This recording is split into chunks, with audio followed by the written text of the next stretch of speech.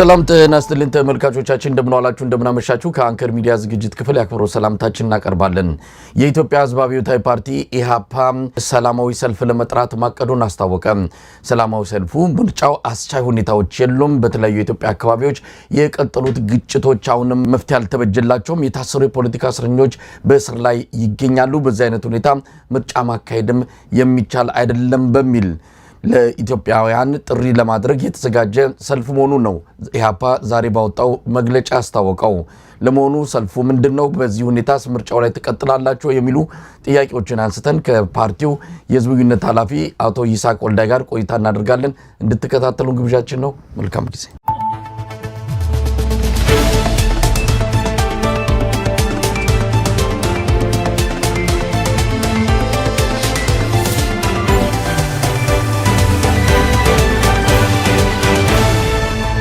ጤና ይስጥልኝ ይስሐቅ። ጤና ይስጥልኝ መሳይ፣ እንደምን ዋልክ? እንደምን አመሸህ? እንደምን ቆየ? እንዴት ሰነበትክ? እንግዲህ ከሀገር ቤት ነው የሀገር ቤት ኔትወርክ የቻለውን ያህል አብረን የሚያዛልቀን ያህል እንቆያለን ማለት ነው። ዛሬ መግለጫ አውጥታችኋል። ምንድነው መግለጫችሁ? ሰልፍ ልታደርጉ እንደሆነ የገለጻችሁበት እንደሆነ ነው የተረዳሁትና እስቲ የመግለጫችሁን ጭብጥ ባጭሩ ብትገልጽልን። መልካም መሳይ፣ እንደሚታወቀው እንግዲህ ዛሬ መግለጫ አውጥተናል። የመግለጫውን ዋና ይዘት እንግዲህ እንደምታውቀው ኢሃፓ በሰባተኛ ሀገራዊ ምርጫ ሂደት ላይ እየተሳተፈ እንዳለ ይታወቃል።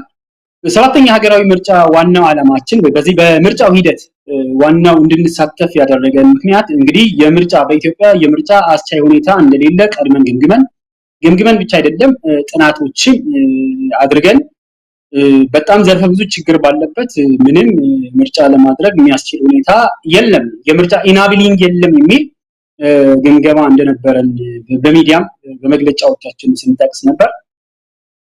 በተለይ ደግሞ ዛሬ ላይ ከዛ በኋላ ያለውን ዛሬ ላይ ቁመን በምናይበት ጊዜ ደግሞ ሀገሪቱ ከድጡ ወደ ማጡ በተለይ የህዝቡን ችግር በጣም ዘርፈ ብዙ ከመሆኑ የተነሳ ሞቱ፣ መፈናቀሉ፣ ጦርነቱ፣ ረሃቡ፣ ችግሩ ከመንግስት ሰራተኛ ምንም ችግሩ በጣም ሰፊ ነው። ይህንን መሰረት አድርገን የወጣ መግለጫ ነው። ምርጫውን በተለይ ደግሞ ከምርጫው ጋርና የተገናኘ ዋናው የምርጫው ዓላማ ሂደቱን ለትግል እንጠቀምበት የሚል ነበር እንጂ አሳይነት እንደሌለ ቀድመን የገመገምንበት ነበር።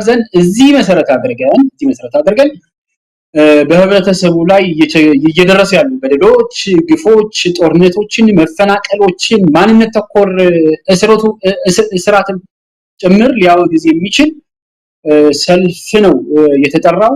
በዋናነት ግን የምርጫ አስቻይነቱን በተለይ እንዲሁ ነው እያለ ለምንድን ነው ታዲያ ኢሃፓ በምርጫ ሂደቱ የተሳተፈ የሚለው የሚመጣው አስቻይ ሁኔታ እንዲፈጠር ነው። በዋናነት እኛ ስንታገል የነበረው ምርጫ ሂደትን ስንጠቀምበት የነበረው አሳይነት የለም ሲባል የድሮን ጨፍጫፉ ይቆም፣ በማንነት ተኮር የታሰሩ ያሉ ዜጎችን እሱም ይቆም የሚሉትና ሌሎች ዘርፈ ብዙ ችግሮችን እንድንታገልበት ወይም ደግሞ አሳይነት እንዲኖር ነበር።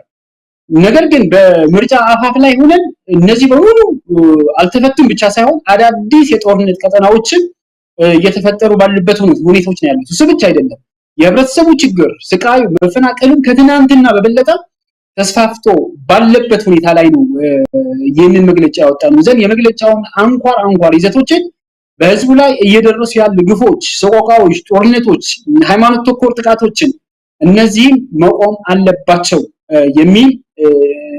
የሚሉ ሐሳብ ያለው ሰላማዊ ሰልፍ ነው ማለት ይቻላል። ቤት ከተሞች ነው። ምናልባት የከተሞቹን ዝርዝር መቼ እንደሆነ ገልጻችኋልና ከተሞችን ጨምሮ መቼ እንደሆነ ብትገልጽልን። በጣም ጥሩ። እንግዲህ ቀኑ የተወሰነው ሚያዝያ 30 ነው የሚሆነው። በሚቀጥለው ወር አንድ ወር ይኖረናል፣ የዝግጅት ጊዜ ይኖረናል። ከተሞቹ ከአዲስ አበባ በዋናነት አዲስ አበባ አለ። ወደ ደቡብ ስንሄድ ደግሞ በሲዳማ ሐዋሳ ከተማ መርጠናል። በአማራ ክልል ባህር ዳርና ጎንደርን ይኖራል። ሐረርና ድሬዳዋን ያካትታል። ከትግራይ መቀሌን መርጠናል። ከዛ ደግሞ በጣም ዘርፈ ብዙ ችግር ያለበት ቤንሻንጉል ወይም አሶሳ ታሳቢ አድርገናል። እንግዲህ ይስሐቅ ምናልባት ሰልፉን በተመለከተ ወደ ኋላ ላይ ላቆየውና መግለጫው ከመነሻው ጀምሮ ሲታይ በምርጫው ላለመሳተፍ ውሳኔ ላይ የደረሳችሁ አይነት ነገር ነው የሚመስለው። አስቻይ ሁኔታ የለም፣ አጃቢ ሆነን ይህንን ምርጫ ስርዓቱን ለሚቀጥሉት 5 ዓመታት ተጨማሪ የኢትዮጵያን የጭቆና ሰርቲፊኬት እንዲያገኝ ለማገዝ አይደለም እንዲህ እያላችሁ ትገልጻላችሁ። ግን ምርጫ ውስጥ አላችሁ። አስቻይ ሁኔታ ከሌለም ይሄ ሁኔታ ቅድመ ነገሮችን አስቀምጣችሁ ወደዚህ የገባችሁበት በርካታ ጉዳዮች እንደውም የበለጠ ከፍተውና ተጠናክረው በቀጠሉበት ሁኔታ አሁንም ምርጫ ውስጥ ነው ያላችሁት። አሁንም ስርዓቱ ባዘጋጃቸው የምርጫ ድግሶች እንቅስቃሴዎች ውስጥ ግንባር ቀደም ተሳታፊ ናችሁ። ምን አይጋጭም ወይ እነዚህ ነገሮች? በጣም ጥሩ ጥያቄ። በቀጥታ ቃል በቃል ወደ ጥያቄ መመለስ ነው የሚሄደው። አይጋጭም። ለምን? ዋናው ምክንያቶችን እናንሳ።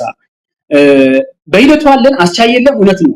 አስቻይነት አለመኖር በተለይ በምርጫው ሂደቱ በመሳተፍ ለምሳሌ በሩቅ ተመልካቹ ከሚሆን በምርጫ ሂደቱን ተሳትፈን እነዚህን በሙሉ ማጋለጥና መታገል ነው የሚሻለው የሚል ነው ያለነው። አንድ ነገር ግን በእርግጠኝነት ሆነን የምንናገረው እንደ ኢህአፓ የዚህ ምርጫ አጃቢ ሆነን በተለይ ደግሞ አጃቢ ሆነን ብቻ አይደለም ከአጃቢነት የዘለለ ለአገዛዙ በመግለጫችን እንዳየነው ማፈናቀሉ፣ መግደሉ፣ እስሩ፣ ማንነት ተኮር ጥቃቶቹ አጠቃላይ በኢትዮጵያ እየተከሰቱ ያሉ ችግሮችን ግሪን ካርድ እንደመስጠት ነው የሚታሰበው። አሁን ዛሬ ላይ ቆመን እንደ ኢህአፓ የገመገምነው በዚህ ምርጫ መሳተፍ ማለት ከአጃቢነት የዘለለ ትርጉም የለውም የሚል እሳቤ ያለን። ታዲያ መቼ ነው ከዚህ ምርጫ እንዲህ አሁን አክቲቭ በምርጫው ላይ እየተሳተፍን ያለ ነው? በምርጫው ላይ በምን ሂደት ነው እየተሳተፍን ያለው ነው መታየት ያለበት።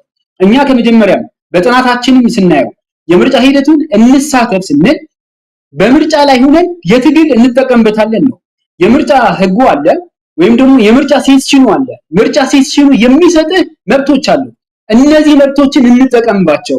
የህዝብ ችግሮችን በተለይ እንደ ፖለቲካ ፓርቲ የምትጠቀምባቸው የትግል መስመሮች ብዙ ናቸው። ሚዲያ አንዱ ነው። የሚዲያ እድሉን ተጠቅመን የህብረተሰቡን ችግር ለዓለም አቀፍ ማህበረሰቡን ጭምር እናጋልጥ። ምርጫውን በሚጀምርበት ጊዜ አስቻይ ሁኔታ የለም። ዛሬ ላይ ቆመን ደግሞ ትናንትና የምርጫ አስቻይ የለም ባልንበት ከዛ በበለጠ በተባባሰ ዛሬ ላይ የምርጫ አስቻይነት የለም። ታዲያ ምንድነው እያዳመጥን ነው ወይ የምንል ከሆነ የምታየው በምርጫ ተሳትፎችን ብልጽግና በበጎ ወይም አገዛዙ በበጎ ጎን አይደለም ያየው። በተለይ በምናደርጋቸው ምርጫ ሳሚ መስሉ ወይም ደግሞ ምርጫ ነክ የሆኑ ጉዳዮች ላይ የህብረተሰብ ችግር ነው መዘን እያወጣን ያለ ነው። በህብረተሰቡ እየደረሰ ያለውን ሰቆቃ ነው ትኩረት አድርገን እየታገልንበት ያለ ነው። ስለዚህ ከዚህ አንፃር በምናይበት ጊዜ እንትኑን አይጋጭም።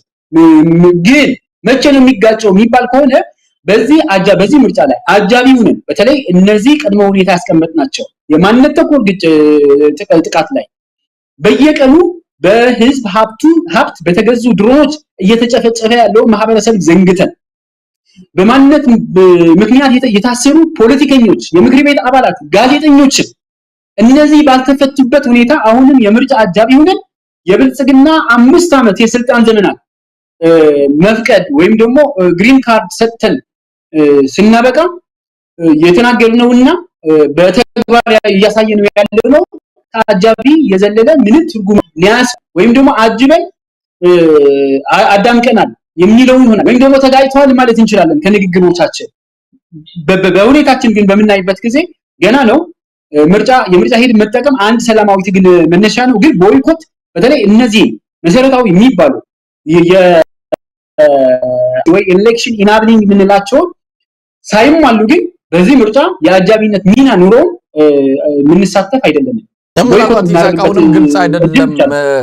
እውነት ለመናገር ግልጽ አይደለም። ምክንያቱም ማጋለጥ ግብ አድርጋችሁ እንዴት ትሄዳላችሁ? ማጋለጥንማ ህዝቡ እየደረሰበት ያለን መከራ እናንተ ባትናገሩለትም አፍ አውጥቶ ችግሩ ይናገራል። ህዝብ ያለበትን መከራ ዓለም ያውቋል። ሪፖርት እያቀረቡ ያሉት የአሜሪካ የቅርብ ጊዜንም የጉዞ ማስጠንቀቂያ ስንመለከት ኢትዮጵያ ውስጥ ያለውን የጸጥታ ችግር በሚገባ ያሳየ ነው። ሌሎች ሀገራትም እያወጡ ነው። ይሄ ማጋለጥን እንደ ግብ ማስቀመጥ እንዴት ከአንድ ፖለቲካ ፓርቲ ይጠበቃል? መደረግ ያለበት ለውጥ ነው። ለውጡ ደግሞ ትክክለኛ የትግል ስትራቴጂ መርጦ በመንቀሳቀስ ነው። ሰላማዊ ትግል ሲባል ምርጫ ብቻም አይደለም። ስለዚህ እናንተ አሁንም አጃቢ መሆን አንፈልግም እያላችሁ ግን እያጀባችሁ ቀጥላችኋል። እናንተን እንደ ማዳመቂያ እየተጠቀመ ነው በምርጫ ክርክር። አዎ የእያንዳንዳችሁን ችሎታ አቅማችሁን ለሀገራችሁ ያላችሁን ፍቅር እያየንበት ነው። ግን ሀገራዊ ለውጥ የህዝብ ለውጥ ላይ ስንመጣ ስርዓቱ የበለጠ ጭቆናውን እያጠበቀ የበለጠ ብዙ ነገሮችን እያበላሸ ነው የመጣውና አጃቢ መሆን አንፈልግም ግን እያጀባችሁ አሁንም ድረስ አላችሁ ይጋጫልም ያልኩት ለዛ ነው ማብራሪያ ላይም በደንብ ምናልባት ተመልካቹ ተርቶት እንደሆነ አላቅም ለኔ ግን ግልጽ አይደለም እያጀባችሁ እኮ ነው በትክክልም ማለት እያጀብን እንዳልሆነ በደንብ አድርገን ግልጽ አድርገን ለምሳሌ ዓለም አቀፍ ማህበረሰቡ ምርጫ ኢትዮጵያ ውስጥ በተለይ እኛ ዲፕሎማቲክ ማህበረሰቡ እናናገራለን በዚህ ምርጫው አስቻይ እንደሌለ ዓለም አቀፍ ማህበረሰቡ ያውቃል አንድን ነገር ግን ከምርጫው ባንዴ ገና የምርጫውን ሂደት ሳታይ ቦይኮት ማድረግ መፍትሄ እንዳልሆነ እነሱም ያምናሉ እኛም እንረዳለን እንዴት የሚለው ኦኬ አሁን ለምሳሌ ብልጽግና እኛም ኖር አልኖር በሌሎች አጃቢዎችን ተደግፎ ይሄንን ምርጫ ያካሂዳል ብቻ አይደለም ቀድሞ በፓርላማው ተናግረውታል የመንግስትነት ኮታዎችን በሙሉ ተደላድለው ጨርሰዋል ቀጣይ 5 አመት መንግስት እንደሚሆን ራሱ ኦሬዲ ቀድሞ ያወቀው ነው ቀድሞ ፕሪ-ኤሌክሽን ራሳቸው እንደምደሙ ይሄዱት ነው ኦኬ ታዲያ እንዴት ነው የሚደረገው ለምንድነው እኛ እየገባነው ምንም ሆነ የብልጽግና ምርጫ የይንሱላ ምርጫ መሆኑን ለዓለም አቀፍ ማህበረሰብ ልናጋልጥበት የምንችለው ምርጫ ውስጥ መግባት ነው ምርጫው ሳንነው ቀድመን ከምርጫው ላይ ራሳችን ቦይኮት አድርገን አግለን ስናበቃ ምርጫ ፍትሃዊ አልነበረም ፍትሃው ምርጫ በብልጽግና በሚፈልገው መንገድ ነው የሄደው ማለት አንችልም እንደዛ ምንልበት መርህ አይኖርም ነው በምርጫው ሂደት ላይ ተሳትፈን ግን ምርጫው ፍትሃዊ ሌጂቲሜት አይደለም ብንል ተቀባይነት አለን ቅቡልነት ይኖረናል በማህበረሰቡ ቅቡልነት ይኖራል በዲፕሎማቲክ ማህበረሰቡ ቅቡልነት ይኖራል የብልጽግና ምርጫ ወይም ደግሞ ሰባተኛ ሀገራዊ ምርጫ የይስሙላና የብልጽግና ስልጣን ማጽኛ እንደሆነ ዓለም አቀፍ ማህበረሰብ በሚገባ እንዲረዱ እናደርጋለን በምርጫ ሂደቱን ተሳትፈን ስለዚህ ይሄ ከአጃቢነት የዘለለ ሚና እንዳለን ብልጽግና ራሱ ያውቃል ስለሚያውቅ ነው በእያንዳንዱ እንቅስቃሴያችን በእያንዳንዱ የሚዲያ ክርክራችን ስማችን ሲያጠለሽ እያንዳንዱ ከነጭ ሽብር ወይም ደግሞ እርምጃ እንዲወሰድብን ጆኖሳይዳል የሆኑ ቃላቶችን ጭምር በመጠቀም እኛን አታክ ሊያደርግ እየሞከሩ ያሉት ይህ የሚሆነው አሁንም ቀደም ብለን በመግለጫዎቻችን እኛ አስቻይ ሁኔታ ቅድመ ሁኔታ አስቀምጠናል ብለናል በምርጫ ሂደት ስንሳተፍ የፖለቲካ እስረኛ እንዲፈቱ በአማራ ክልል ያለውን ጦርነት አክቲቭ የሆነ ፉል ፕሌጅ የሆነ ጦርነትን እንዲቆም ከታጣቂዎች የሚደረገው ድርድር በእጅ ስጡኝ ወይም ደግሞ ከእጅ ስጡኝ በዘለለ ጂኒው የሆነ በሰጥቶ መቀበል የተሞረከሰ ድርድር እንዲደረግ እነዚህ ባልተደረጉበት እነዚህ እንዲደረጉ ጊዜ ሰጥተናል እስከ ምርጫው መውጣት እስከሚቻልበት ድረስ እነዚህ ባልተደረጉበት ግን አጃቢ ሆነን መቀጠል አንችልም በመኖራችን ግን ብዙ ነገሮችን ማጋለጥ ይችላል ብዙ ነገር ምርጫው ራሱ የምርጫውን ተአማኒነት ጥያቄ ውስጥ እንዲገባ አድርገናል ህብረተሰቡ ያውቃል ህዝቡ ያውቃል አዎ የይስሙላ ምርጫ መሆኑ የዓለም አቀፍ ማህበረሰብ ግን በዛ በተለይ ጄኒውን የሆኑ የተቃዋሚ ፖለቲካ ፓርቲ እንደ ያፓ አይነት እዛ ውስጥ ገብቶ ማጋለጥ የሚችልበት ሰነድ አዘጋጅቶ በሚሰጥበት የሚችልበት ምህዳር ስለሆነ የተናገርነውና እያደረግነው ያለውን የሚጋጭ አይደለም ይልቁንም ለተናገርነው ነገር ሊያጠናክር የሚችል መንገድ ነው እየሄድን ያለነው ብለን ነው የምናምነው ስለዚህ በቀጣይ የምትወስዱት እርምጃ ነው ይሄ አካሄዳችሁ አሁን የምትለይ ነገር ትክክለኛ መሆኑን ልናቅ የምንችለው ወደፊት ምናልባት በምትወስዱት እርምጃ ነው እንግዲህ ጊዜውም እያለቀ ነው ሚያዝያ ወር እየገባ ነው ግንቦት 24 ነው ምርጫው ይካሄዳል የተባለው ተቃርቧል መቼ ያንን ውሳኔ ወስናችሁ አስቻይ አይደለም ይሄ ምርጫ የይስሙላ ነው ለአብይ አህመድ የ5 አመት ተጨማሪ መጨቆኛ ሰርቲፊኬት የመስጠት ያለ የሚቆጠር ነው ብላችሁ ቅድመ ሁኔታ ያስቀመጣችሁት በሙሉ እንዳልተሟላ እንደውም የበለጡ ሌሎች አዳዲስ ነገሮች እየመጡ መሆኑን ጠቅሳችሁ ከዚህ ምርጫ ራሳችሁ የምታገሉበት ጊዜ ይመጣል ማለት ነው እንጠብቅ እስካሁን የምታደርጉት ነገር ይሄንን እንደ ቀብድ እንድናየው አድርጋችኋል አዎ አጃቢ አይደለንም አጃቢ አለመሆናችንን እናሳያለን ነው ስለዚህ ታሳያላችሁ ብለን በተስፋ ነው እንጂ የምንጠብቀው እስካሁን የምታደርጉት ግን እንደውም ለስርዓቱ እናንተ በተለይ ሐቀኛ ተብላችሁ በህብረተሰቡ ዘንድ የምትታመኑ ፓርቲዎች መኖራችሁ ከነዛ 40-50 ይልቅ አንድ ሁለት ፓርቲዎች እዛ ውስጥ መኖራቸው ለአብይ አህመድ የምርጫ ድራማ ቀለም ሰጥቶታል የበለጠ እንደውም ምርጫ እንዲመስል ለማድረግ የናንተ መኖር አስተዋጽኦ አድርጓልና ይሄ እናንተን ከመጥቀሙ ይልቅ ስርዓቱን የጠቀመ አድርጎ ብንወስድ ስተት ላይ የሚጥለን አይደለም በጣም ጥሩ ነጥቦች ነው ያነሳቸው መሳይ ያው እንግዲህ እኛ ከመጀመሪያ አይደለም ማመናለን ከመጀመሪያ ፍሮም ዘ ዴይ ዋን ነው በተለይ ገና የምርጫ ሂደት ምርጫ ቦርድ ስለ ምርጫ ጉዳይ ማንሳት ሳይጀምር በዚህ ዓመት ምርጫ እንደሚካሄድ ስለሚታወቅ ያኔ ነው እኛ መገምገም የጀመርነው። ኢትዮጵያ አሁን ምርጫ ማድረግ የሚያስችል ወይም ደግሞ ምርጫን ለማድረግ የሚሸከም ሁኔታ የለም ብለን ያመንነው ብቻ አይደለም ጥናቶቻችን የሚያሳየው እሱ ነው። ፍሮም ዴይ ዋን ነው። ይሄ አልተቀየረም።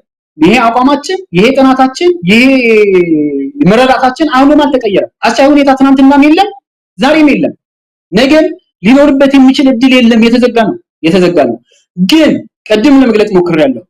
ድምቀቱ ኦኬ ያ የእንትኑን ድምቀት ሆነን ሊሆን ይችላል በምርጫው ላይ ምክንያቱም ጄኒን የሆነ ሐሳቦች ስለምናነሳ ብልጽግና የተናገራቸውን ንግግሮችን ደግመን አፕሪሺየት አድርገን መወድሰ ብልጽግና የምናቀርብ ፓርቲዎች ስላልሆን ድምቀት ሆነን ይሆናል። ግን ድምቀት የሆንበት በምንድን ነው?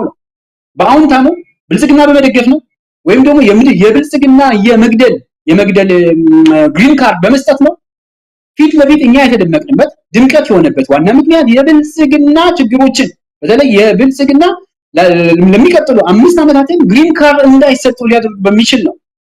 ሁለተኛ እንጠብቁ ያው ጠብቁ ኢትዮጵያ ሕዝብ እንዲጠብቅ እኛ ቀድመን ማሳውቀናል። ወደዚህ ምርጫ ስንገባ አስቻይ ሁኔታ እንዲፈጠር በተለይ እነዚህ ገለጽናቸው በሙሉ የአስቻይ ሁኔታዎች እነዚህ ባልተፈጸሙበት አጃቢ አንሆንም። አሁንም አንሆንም። ታዲያ መቼ እንወጣለን? ይሄን ለምሳሌ ከዚህ በፊት ስንነጋገራቸው የነበሩትን ነገሮች አሉ። ይህንን ምርጫ የሚሰጠንን የሰላማዊ ትግል አማራጮች አንዱ ሰላማዊ ሰልፍ ነው። በህዝብ ላይ በተለይ ከምርጫ የዘለለ በህዝብ ላይ እየደረሱ የምረጡኝ እንቅስቃሴ አይደለም። አሁን የጠራነው ሰላማዊ ሰልፍ ሚያዝያ 30 የተጠራውን